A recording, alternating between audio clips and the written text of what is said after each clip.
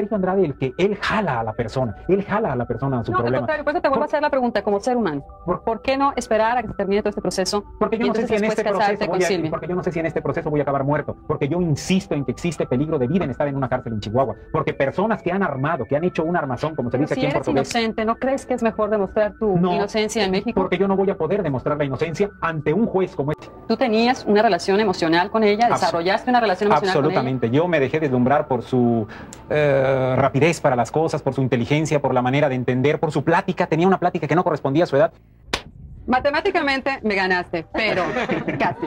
Yo no creo que el hecho de tener relaciones sexuales con mujeres represente forzosamente ni un problema de índole moral, ni representa tampoco un problema de índole legal. Porque han Si querido... son menores de edad, sí. No, a eso voy. ¿Por qué han querido mantener el expediente en Chihuahua? ¿Por qué el juez Talamantes y la gente que está coludida con él han querido que no salga de ahí? Porque dentro de las leyes de otros estados no existe la misma pena a las mismas edades para las relaciones con adolescentes. Ellos no les conviene que salga de ahí. La misma Karina en sus declaraciones primero dijo estado de Morelos, luego dijo Guerrero, primero dijo que había sido a los 12 años, primero dijo que no, luego que a los 12, luego que a los 14, y lo han ido acomodando de alguna forma, porque ese es el término, es acomodar. Tú dices, fue a los 14, ¿y en dónde? Dentro de lo que yo me acuerdo fue a los 14 y fue en Guerrero. Como ya saben, tenemos una coproducción con el amigo y, bueno, siempre fiel compañero, Paul Moctezuma, del canal Moctezuma Clips. ¿Cómo estás, Paul? Hola, hola, súper bien. ¿Cómo estás tú? Yo súper feliz, o sea, han sido días en los cuales muchas cosas han ido cambiando de alguna manera y creo que es algo que te enseña muchas cosas y muchas lecciones. En el capítulo de hoy, Paul, como sabes, vamos a analizar qué simbolizaron estas cartas escritas, chicas, a Sergio Andrade y bajo qué contexto fueron escritas. La pregunta premisa justamente de este episodio sería, estas cartas, muchas de ellas escritas bajo la influencia de la manipulación, bueno, diría yo casi todas, por no decir todas, son escritas por una persona que le ha gustado siempre ver el reflejo de lo que los demás sienten o piensan de él a través de este tipo de gestos simbólicos, de alguna manera. ¿Cómo te preparas para el capítulo de hoy? ¿Qué expectativas tienes? Pues mira, es importante abordar este tema porque de repente sigue habiendo quienes creen un poco más en el lado del victimario, pues en el lado de Sergio Andrade, eh, muy a pesar de las herramientas que ya tenemos hoy en día a la sociedad, a veces siguen dándole el beneficio de la duda a un depredador al darle pues foco a este tipo de cosas que sucedieron, obviamente comandadas por él mismo, ¿no? Sí. Y sí, la verdad es que es brutal, o sea, darte cuenta como una persona con tal patología quiere ser validado Sí, de esta manera, ¿no? Obligando a alguien a decir las palabras que él quiere escuchar de él mismo. sí, de una manera casi enfermiza. Pero Paul, antes de comenzar este episodio, quiero tomarme un tiempo para leer un poco el último post que puse en el canal y quiero decirles a todos que justamente es parte del sentimiento que tengo ahora. Tú lo has compartido estos momentos conmigo y sabes justamente de lo que vamos a hablar un poco antes de comenzar con el episodio. Y quiero recordarles la importancia de hacer un llamado a la no violencia. Es fundamental sumar, no restar.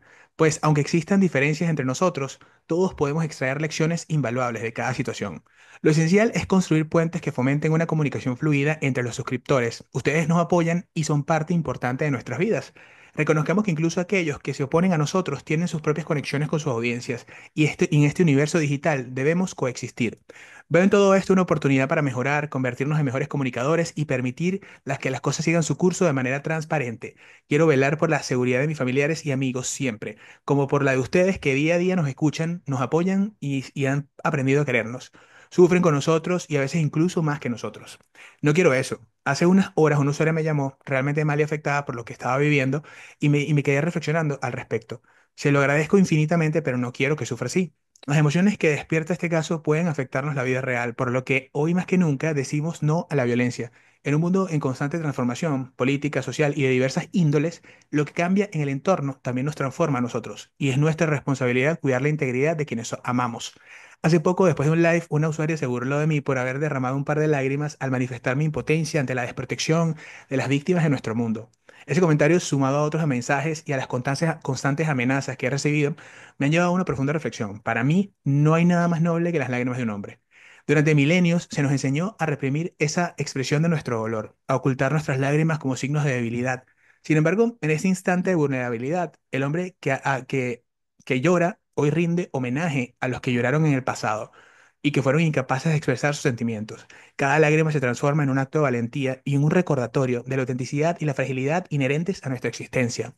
En este escenario, donde lo efímero se vuelve eterno, aprender a llorar se erige como un acto filosófico, es reconocer la complejidad del ser y abrazar la verdadera esencia de nuestras emociones, desafiando las barreras que la sociedad ha impuesto durante tantos milenios. Así, cada lágrima es una lágrima de liberación y un puente hacia la comprensión de nuestro interior, del tejido humano que nos une. Aunque existan diferencias, diferentes perspectivas, recordemos que todos tenemos familias y queremos protegerlas. Reflexionemos a partir de esta premisa y es justamente aquí donde quería comenzar con esto, esta pequeña reflexión acerca de lo que ha venido, lo que ha sido el incremento de la violencia en el debate con respecto a este tema y al caso en general. Cero, uno no quiere nada que ver, tiene esto con las chicas, esto son dinámicas internas inherentes a la misma al mismo intercambio comunicacional de personas que tienen puntos de vista diferentes. Eso es algo que no tiene nada que ver con que el caso esté maldito o esté, no sé, hechizado, nada de eso es cierto.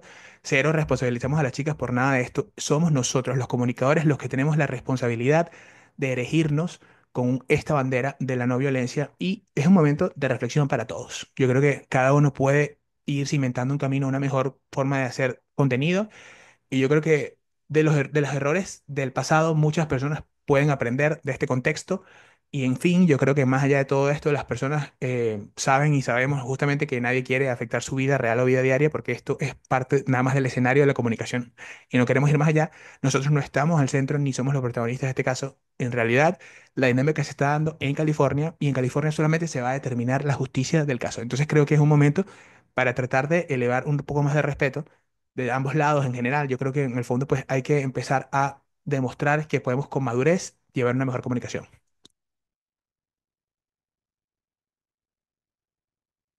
Estás en modo Paul. Ah, sí.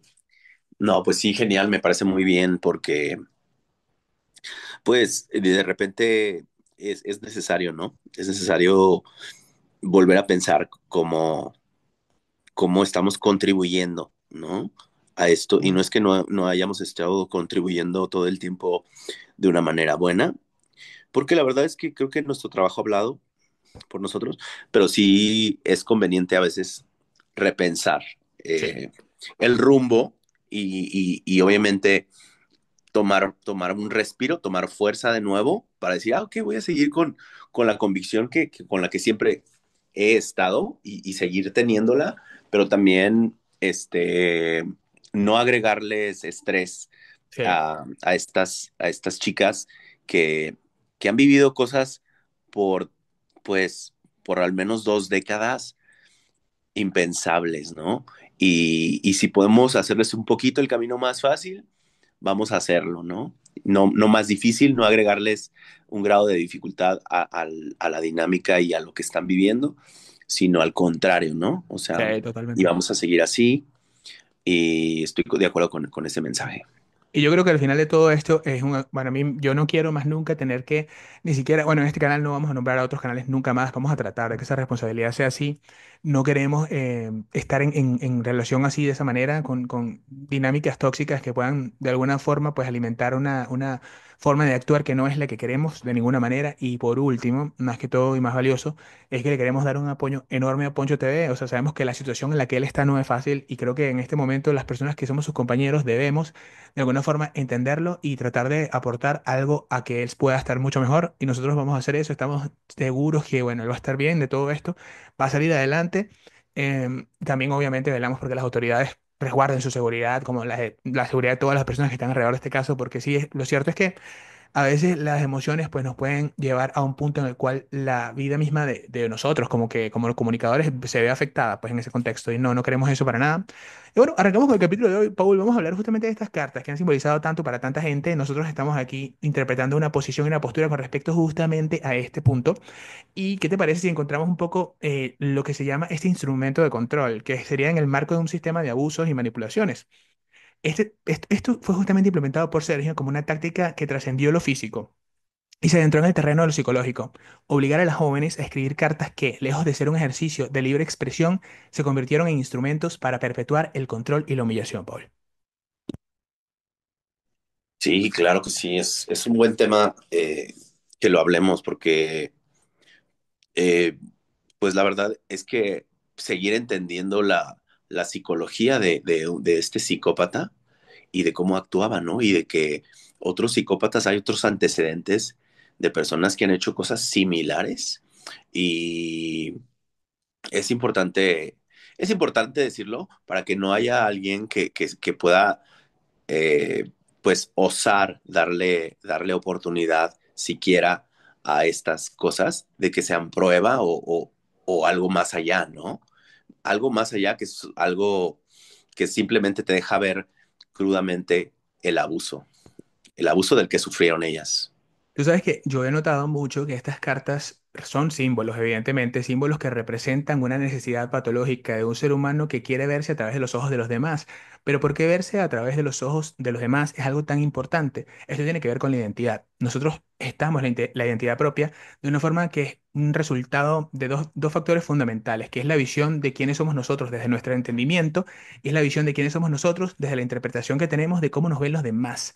Entonces, justamente en esta dinámica, hay personalidades tóxicas que al final lo único que tienen es cómo los demás les reflejan que son. Entonces están como esos entes vagando por el mundo buscando que el otro le diga quién soy. Pero ese quién soy está acompañado de una dosis de grandiosidad. Cuando está la grandiosidad y la fantasía presicótica involucradas en este sistema y en esta dinámica psicológica, algo se detona, algo perverso en el fondo, porque nada bueno puede salir de estos componentes. Y a lo que voy con eso es que aunque el otro haya sido obligado, coercionado a decirme a mí quién soy, con que el gesto que tenga con respecto a mí me refleje mi grandiosidad, es suficiente. Y estas cartas para mí eran ese símbolo, eran el retorno de un eco, al final de un ser que tenía características y rasgos narcisistas de la personalidad que lo hacían alimentar una grandiosidad inexistente en la realidad. Ahora, Sergio Andrade, cuya figura se asocia con una oscura historia de explotación en el ambiente del mundo del entretenimiento, instauró dinámicas de poder en las que las jóvenes se veían sometidas a una autoridad absoluta. La imposición de escribir cartas formaba parte de un ritual que pretendía borrar los límites entre la intimidad y la coerción. Estas misivas en realidad no eran un mero registro de vivencias, sino un medio cuidadosamente diseñado para profundizar la dependencia emocional y psicológica, e instaurando una competencia en la cual lo que él quería escuchar era lo que ellas que le iban a decir a través de su propia mirada. Y esto es lo que creo que Sergio Andrade siempre ha hecho. Creo que también eso, siempre ha hecho eso y también hizo otras cosas todavía peores, que obviamente él tenía la certeza de qué tan malo era, porque hubo muchas de esas, que esas sí fueron eliminadas, ¿no? Proactivamente se hace esto de buscarlas en ciertos lugares o ciertas casas donde se sabía que estaban, entre ellas, pues, otros documentos que probaban, pues, la criminalidad de los hechos, ¿no? De lo que se vivió y probaban, pues, el abuso completamente de él hacia ellas, ¿no? Entonces, también están esas cartas donde ellas hablaban de las cosas que él les hacía, ¿no? Como pidiendo ellas que él hiciera eso, lo cual es completamente ilógico. Bueno, yo te voy a decir una cosa. Yo creo que esas cartas tenían un propósito, más allá de analizar nosotros lo que representaban como símbolos, lo que queremos dejar en la audiencia es justamente la pregunta de la veracidad de las mismas como en un contexto en el cual esto pueda demostrar algo más allá que simplemente un hecho de coerción. Es decir, las cartas justamente sirven como una evidencia para aquellos que en el fondo tampoco están tomando como evidencias cartas que anteriormente existían de parte de la misma Raquel y la misma Gloria. Pero en ese Sí, contexto les voy a decir, esto era más que todo, cumplían el propósito del control y la sumisión. Al obligar a las jóvenes a escribir sobre experiencias, sentimientos o incluso detalles de la relación, se buscaba consolidar una narrativa que reforzara la autoridad del abusador. La escritura se convertía en un acto de consentimiento en el que cada palabra plasmada era una reafirmación del poder que tenía sobre ellas. Y estas también a largo plazo estaban pensadas en una forma incriminatoria para que llegado el momento en que las autoridades fueran a determinar que esto era un acto ilegal, las mismas cartas funcionaran como para darle apalanque a esta narrativa en la cual ellas también estaban participando en su propio uso. y lo cual es completamente inverosímil, ¿no? O sea, te pones a pensar, o sea, a veces pensamos, ok, hoy en día no tendrían nada de validez e incluso más bien las ayudaría a decir, wow, que los jueces o el jurado vieran el contexto tan impresionante bajo el cual vivían. Pero también me cuesta creer que en esos tiempos hubiera personas dándole valor a ello, ¿no?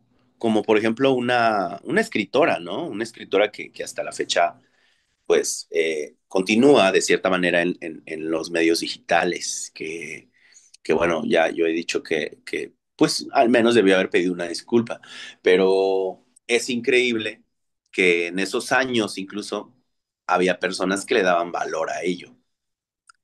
Claro, y es que eso también de alguna forma legitimaba una narrativa machista que se había impuesto en la sociedad de aquel entonces y era bastante conveniente para figuras como Sergio Andrade. Era obvio que al momento de ellos instaurar estos valores anacrónicos hoy en día, pero en ese momento bien válidos, de que justamente el hombre es una especie de ser sin capacidad de autocontrol. Y bueno, ante el encanto de una mujer, pues puede simplemente caer en en este sinsentido de que lo que son los instintos más básicos de la humanidad. Y yo creo que esto forma parte de una revictimización continua. Estas cartas no solo recordaban episodios dolorosos, sino que también obligaban a las víctimas a revivir una y otra vez experiencias traumáticas. El proceso de tener que documentar sus vivencias funcionaba como un recordatorio constante de la vulnerabilidad en la que se encontraban, dificultando cualquier intento de sanación o liberación emocional. Una herramienta bastante eficaz si lo tomamos desde el punto de vista desde la perspectiva de Sergio, ¿no? Sí, fíjate que me viene a la mente cómo él, por ejemplo, literalmente estando en la cárcel, él las tenía en su poder y en esta entrevista de las más, digamos, emblemáticas del trío, que eran ellos tres encarcelados, cómo él las tenía así en su poder y estaba ahí hojeándolas y cuando algunas de las entrevistadoras, por ejemplo, como Lidia Barrón o Ana Patricia Candiani, les preguntaban sobre ellas, él con total seriedad dice que él fue víctima, casi casi está diciendo que él fue víctima de ellas, ¿no? Del amor que les tuvo a ellas y que él cayó en sus trampas, ¿no? Y teniendo ahí estas cartas, o sea, de verdad como poniéndose él, como si él, casi casi él fuera la víctima, ¿no? Como si él fuera el menor de edad y ellas unas señoras, ¿no?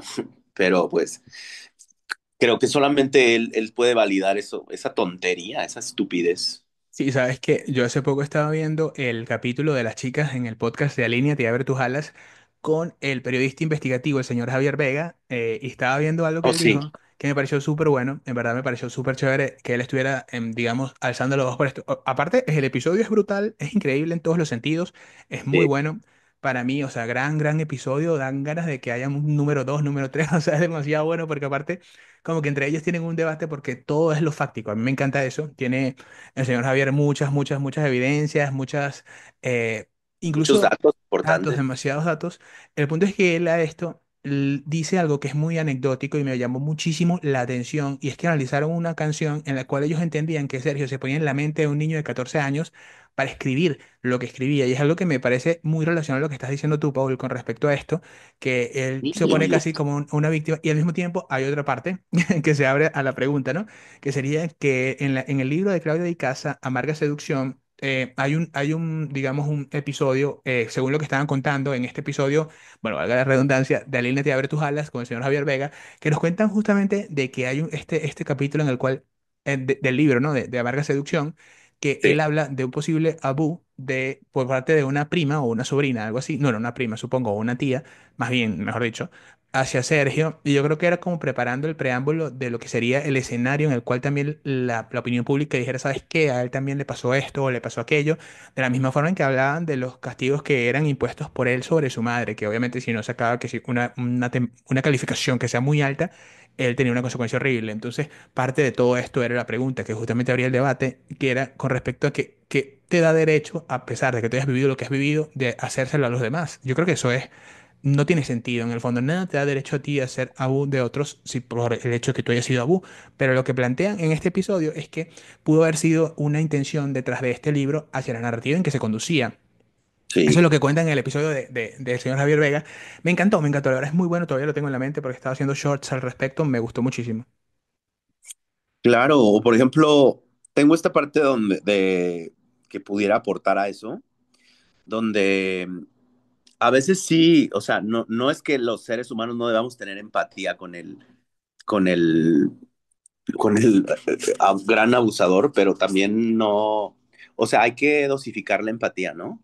Y creo yo que por eso lo jurídico es tan importante. Por ejemplo, en el libro Toda la Luz se lee esto que dice aquí, que recibo mensajes de mujeres que fueron gravemente abusadas verbalmente, verbal y físicamente por sus madres, incluso al grado de promover o encubrir que fueran abusadas, sex. No tengo duda de que en la mayoría de estos casos las madres requirieron un contexto que las orilló o educó para comportarse de esa manera. Debemos mirar su contexto, sí, pero sería justo negarles a esas niñas o adolescentes el derecho a que se reconozca la verdad de lo que vivieron. No lo creo. Entonces, No, creo claro. que hay distractores a veces, ¿no? Hay ciertos hechos que pueden manejarse como distractores dependiendo de la persona que esté manejando la información, ¿no? Y, y pues sí, en ese contexto hubo esta persona, como decimos, ¿no? Claudia Di Casa, ¿no? Sí. También hay que ver en qué contexto lo hizo ella, porque ella a todas luces parecía estar defendiendo al depredador. Claro, es lo que mucha gente piensa con respecto a este libro y esto yo siento que muchísima gente ha, digamos, alzado la voz por esto y entenderlo de esta forma. De hecho, en este libro pues la gente ha podido, digamos, interpretar lo que significa el usar estas cartas como parte de una veracidad con respecto a una narrativa que tú quieres instaurar como propia.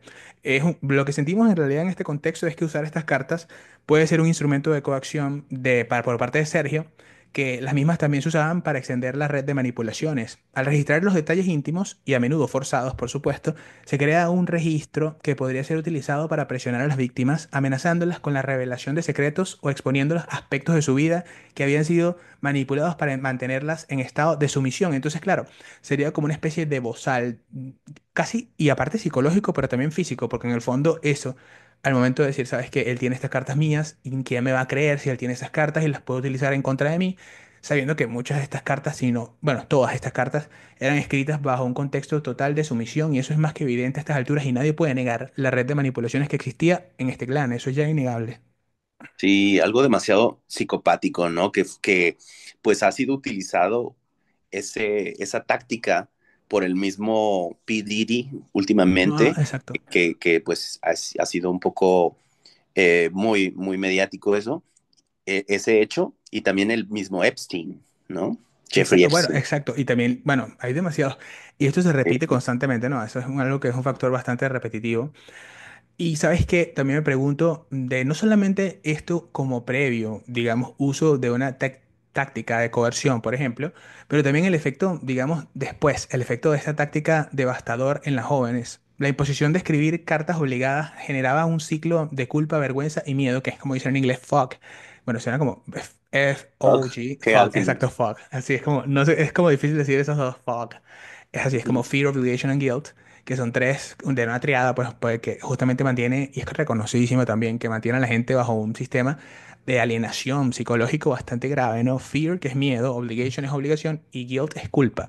Entonces es como un ciclo. Cuando no tienes miedo, tienes obligación. Cuando no tienes obligación, tienes culpa. Entonces es como que siento el miedo por las consecuencias de un acto que me puede dar como resultado el, digamos, desprestigio público, al cual supongo que en este sentido, pues muchos habrán ya entendido que la exposición de las cartas es una revictimización y además de todo esto, la obligación es cuando alguien hace algo por ti sin un interés genuino en solamente ayudarte, sino que te siembra un poquito a poquito esa obligación que tienes con esta persona. Wow, Y, sí. sí, y la culpa es como que, bueno, la culpa todos la conocemos, creo. Bueno, los seres humanos que sentimos culpa, porque no todo el mundo siente culpa, eso hay que aclararlo. Y bueno, era, aparte de todo esto, como les digo, era una dinámica que tenía muchas características. La dificultad para romper el silencio. Al documentar los abusos, se forzaba a las víctimas a enfrentar y revivir situaciones de profundo dolor. Y lo que impedía, pues, justamente que ellas encontraran una salida emocional y un camino hacia la recuperación. El efecto de esta táctica en las jóvenes fue devastador psicológicamente. La imposición de escribir, obviamente, estas vivencias, de escribirlas y tratar de darles ese tono bastante como permisivo a este depredador, debieron haber sido terribles, la verdad, yo pienso, porque es algo que cuesta saber cómo uno lo supera. El refuerzo del aislamiento también, porque al tener en su poder las cartas, el abusador mantenía un arma que podía usarse en cualquier momento para retraerlas a las jóvenes al pasado, impidiendo la consolidación de una identidad libre de ese trauma, Paul. Sí, y bueno, bueno, años después ya también se pudo ver, ¿no? Que pues este hecho tan bajo, hecho por el mismo, pues psicópata Sergio Andrade, pues fue reforzado por personas también adultas que lo ayudaron y que incluso tenían en su poder esas cartas, lo cual te hace pensar eh, que otros responsables también hay, ¿no? Adultos ahí al lado de Sergio Andrade. Yo creo que compartiendo mucha de la culpabilidad de él también. Y es que según lo que escuchamos, también anecdótico, porque esto todo es que acabo de ver el episodio completo, no es que lo haya visto ahora, sino que lo terminé de ver hoy, porque en el fondo cuando pasan cosas en tu vida, como que tú te retraes un poco y dices como que ya como que vas a descansar un poquito, sin embargo, pues obviamente el descanso a veces es muy leve y muy pequeño, pero sí, es como que dices, no, ya, un momento, voy a tomar aire de todo esto y ta, ta, ta. Sobre todo cuando obviamente pues gente cercana a ti está afectada por esta situación en el fondo. Yo, como te digo, no es que yo esté diciendo que la culpa sea de nadie en este contexto. Lo que yo me refiero es que en general eso resulta agotador. El punto final de todo esto, con esta reflexión aquí medio entrometida en todo este medio, que lo que quiero decir a todo esto es que básicamente estas cartas eran también un símbolo de la pérdida de la autonomía de las chicas, ¿no? Porque la obligación de escribir en términos que favorecieran una narrativa impuesta limitaba la posibilidad de que los jóvenes expresaran sus propios sentimientos y reconstruyeran su realidad de manera independiente. Las cartas se transformaron en un símbolo de la pérdida de su capacidad para contar su propia historia, y es algo que es parte de la revictimización, porque la revictimización se da cuando algo que está en el presente te lleva a la condición en la que tú te sentiste que estabas en el pasado, una condición de sumisión, una condición de control total, y es como algo que, pues, lamentablemente pasa mucho en nuestra sociedad, en el contexto de la revictimización, porque a Ujú. pesar de que escapes del trauma, hay muchos factores sociales que hacen que el trauma, el vínculo traumático o la compleja red de dinámicas internas detonen justamente estos momentos de retrospectiva y de déjà vu, por así decirlo. Sí, fíjate que yo quería aprovechar también volver a traer a la mesa porque se me hizo muy interesante esta parte de el FOG, F-G, perdón, F-U-G, FOG, sí, es complicado, F-O-G, sí, que sí. es culpabilización, miedo y este eh, Obligación. miedo, obligación y culpa. Ajá. Y recuerdo que en estas estrategias pues en varias de estas, unas de las 18 estrategias que se fueron reconociendo que hacía el grupo coercitivo de Sergio, Mari y Gloria, en varias de las ocasiones en las que Gloria hizo uso de ello, pues supongo que comandada por Sergio o no, pero esto fue algo que nunca ella ha aceptado, pero esto es algo que se repite en los expedientes de Chihuahua. Por darte un ejemplo, cuando Guadalupe Carrasco cuenta cómo fue pues coercionada a que sucediera lo que sucedió con este hombre, ella utiliza todo este escenario falso donde dice que hay una chica queriendo quitarle el lugar a ella. Ahí maneja todo esto. Ella maneja la culpabilidad porque le dice, yo soy tu amiga y yo te quiero y yo te voy a ayudar, pero me tienes que ayudar. Entonces las va orillando a que lo único que les queda es esto, la única salida para poder salir de ese problema o sea, de ese problema imaginario que ella crea, que Gloria crea para ellas, pues la única salida es la consecuencia que es caer con este depredador. Y esto se repite una y otra vez en las declaraciones de Chihuahua y es impresionante. Pues yo creo que la gente, pues en la audiencia ya lo sabrá, pero también se me hizo interesante relacionarlo con esto, con lo del miedo, la culpabilidad y obligación. Sí, que bueno, esos tres factores están siempre en esa estrategia que hacía Gloria una y otra vez. y también estaba el hecho, yo creo, de que ella podría instaurar esta relación de amistad falsa que pudo haber Mm, estado, digamos, con el objetivo de sembrar la responsabilidad, este montón de cosas en el contexto de la chica, porque obviamente al ser una cantante famosa, tiene pues la imposición y la posibilidad de tener una influencia en los demás de una forma en la que no la tiene un ciudadano común. Y esto forma parte para mí de una responsabilidad irrevocable que no tiene ningún tipo de forma de ser justificada, más allá de simplemente el admitir el error con respecto a la misma, porque uno tiene un poder que tiene una responsabilidad, como dijo Superman, o creo que fue sí, Spider-Man, no estoy seguro, pero uno de ellos dos dijo un gran poder conlleva una gran responsabilidad, y eso es cierto, un gran poder conlleva una gran responsabilidad, y con esto también hay una reflexión respecto a los creadores de contenido que estamos acá.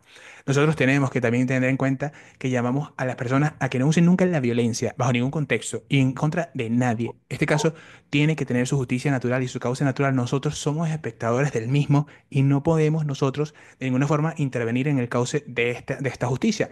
Estamos viendo lo que está pasando en general en el caso, estamos muy atentos al respecto del mismo, cómo será la justicia, qué pasará, pero más allá de esto yo llamo a que no nos pongamos nosotros en el medio, nosotros no somos los protagonistas de este caso y muchachos, hay que elevarse, hay que dejar, mira, los insultos nunca llevan a ningún lado. Los sobrenombres mucho menos. Entonces yo no soy partícipe ni me gusta eso de sobrenombres menos con cosas físicas o lo que sea. Siento que en el fondo pues tenemos que elevarnos al argumentativo. Tenemos que argumentar con nuestras ideas siempre elevándonos a ese sentido. Creo que es mi aporte que podría hacer con respecto a todo esto. Y si hay gente que, bueno, en el fondo pues tiene su forma de hacer contenido diferente de nosotros, pues bienvenido sea a hacerlo como quiera, pero no representamos nosotros ninguna de las personas que imponen una visión de cómo interpretar el caso que es estricta y digamos que no tiene ningún tipo de flexibilidad. Las personas tienen la libertad de tocar el tema como quieran tocarlo, de la forma en la que quieran tocarlo, siempre respetando, por supuesto, siempre tratando de ser justos con todo esto y nosotros estamos de la justicia con los Jane Does, sentimos que todo esto va muy bien, yo estoy muy seguro que va muy bien, yo creo que el caso va súper bien como va y por algo nosotros no tenemos que estar interviniendo en el mismo porque obviamente pues en California se está determinando algo que es independiente a todos nosotros. ¿Cómo uno puede evitar esto? Yo diría justamente no enfocándonos en qué hace el otro, ni cómo el otro tiene que hacer las cosas que hace, sino haciéndolos nosotros de la forma en la que nosotros creemos que es la mejor forma. Eso es lo único que podemos hacer, es la única forma en la que uno sabe cómo hacerlo, no hay más, porque en el fondo la violencia no va a llegar a ningún lado a nadie. Entonces, creemos esto justamente, muchachos, vamos todos a elevarnos, vamos todos a demostrar que de una situación complicada todos podemos aprender cómo nos cambia lo que nos pasa, cómo nos cambia lo que hemos vivido. ¿Somos los mismos después de vivir lo que hemos vivido o, no, o cambiamos? El que cambia evoluciona y el que no se estanca, entonces uno tiene que elegir de qué lado estar en ese contexto. En ese lado sí, hay unas opciones muy poco diversas. Bueno, y reflexiones finales, Paul, sobre esto. ¿Qué quieres decirnos acerca de las cartas para ti? ¿Qué mensaje final darías? Pues mira, te digo, es de nuevo interesante analizar cómo operaba la mentalidad de este tipo, de este depredador, y también cómo es interesante cómo ciertos monos voladores, tal vez yo diría, pueden montarse en esa misma lógica que tenía Sergio Andrade, que es impresionante, ¿no? Que todavía haya gente, pues, de cierta manera, montados en esa historia donde le pueden dar valor a él o pueden distraerse y tener tal vez más empatía por él que por, pues, digamos, se ha dicho que hubo alrededor de 50 víctimas y esas son las que más o menos se han contabilizado, pero puede que hayan sido más, ¿no? Entonces, este señor sabemos que tenía esta bibliografía sectaria, ¿no? Bibliografía también de manipulación psicológica y todo eso, ¿no? Entonces, eh, es interesante, pero también es importante reivindicar el dolor de estas víctimas de este grupo coercitivo. Bueno, totalmente de acuerdo contigo, Paul. Yo creo que ya para la parte final esto es una buena reflexión con respecto al tema que hemos tratado hoy, que ha sido justamente esto, de que tenemos un compromiso en general con entender qué significa cada una de estas pruebas y cómo se legitiman como propias. Ahora, desde mi punto de vista, el uso de cartas forzadas por parte de Sergio Andrade es una muestra cruda de cómo el abuso no se limita únicamente a la agresión física, sino se extiende a la manipulación emocional y psicológica. La escritura, un acto que en condiciones normales puede ser liberador, se distorsiona en un mecanismo de control, dejando cicatrices profundas en la identidad y la autoestima de las víctimas. Reconocer estas tácticas es fundamental para comprender la complejidad del abuso y la importancia de crear espacios para que los sobrevivientes puedan, en definitiva, reconstruir sus narrativas.